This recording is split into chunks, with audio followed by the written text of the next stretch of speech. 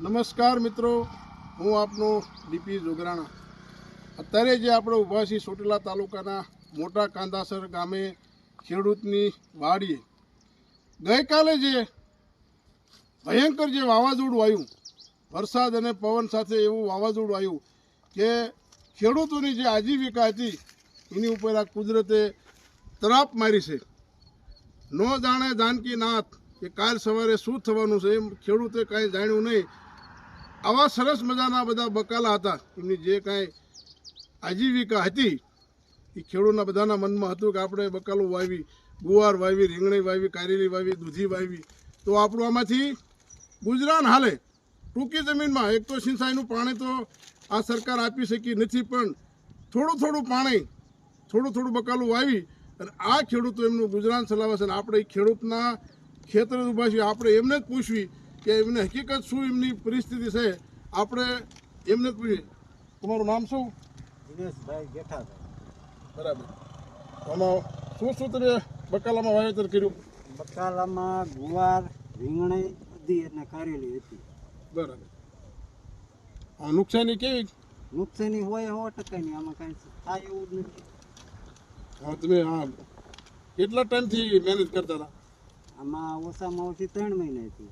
બરાબર, તમે વાવેતરમાં બકાલામાં શું શું? ગુવાર છે, રીંગણી છે, દૂધી છે અને કારેલી, તમામ વસ્તુ ફેલ થઈ ગયેલી છે। હવે આ કાંઈ કામનું નહીં ને આ કોઈ વસ્તુ? કાઢી જ નાખવાનું હોય। તો હવે પછી શું કરશો? હવે કેવું છે, બીજું વાવેતર કરવાનું ને કંઈ? બીજું તો કંઈક સમય પ્રમાણે કરવું પડે।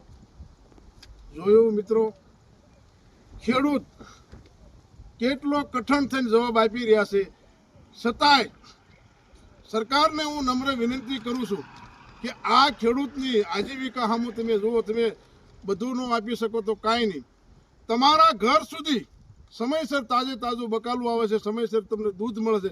તમે એસી ઓફિસમાં બેસીને તમે વિડિયા જો આ બધું કરો એનો તમને અંદાજ નહીં આવે, એનો ખેડૂતની કલ્પના તમે નહીં કરી શકો। રાત દિવસ મહેનત કરી, રાત આખી ઉજાગરા કરી, પાણી વાળવાનું, વાવેતર કરવાનું, વીણે છે તમારા ઘર સુધી તાજે તાજું જે બકાલું પગાડતા હોય તો આ જગતનો તાત ખેડૂત પગાડે છે। સરકારને કહેવા માંગુ છું કે વહેલા તકે આ જુઓ, આ દૂધી મારા હાથમાં છે, આવી હાલત આ બકાલાની થઈ છે, આ કારેલું જુઓ। હવે આ વસ્તુ કોઈ પણ કામની નથી, આ વેદના ખેડૂત એક જ જાણે છે। આ જુઓ, આ બધો ગુવાર, શીંગુર, હવે આ કાંઈ કામનું નથી। એટલે સરકારને કહેવા માંગુ છું કે વહેલામાં વહેલી તકે સર્વે કરાવે અને હવેનું જે ઉનાળાનું જે ખેડૂતની